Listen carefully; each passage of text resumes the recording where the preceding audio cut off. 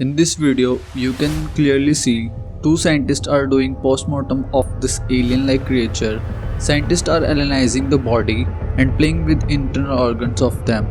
This video was first published by Forbes TV on 1995 and they admit that the footage is captured in Area 51 lab.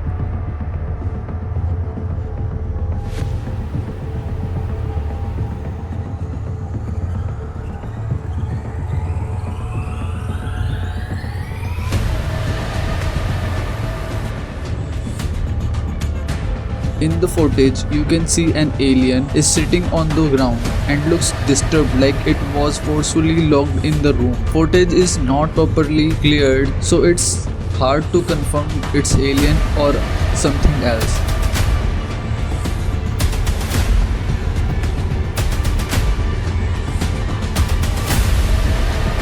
This footage is leaked by a former lab employee in Area 51. He went to a frozen chamber and maybe this place is out of electricity, that's why he is recording by the use of torchlight. By moving door to door, he finds a door and what he got you can see.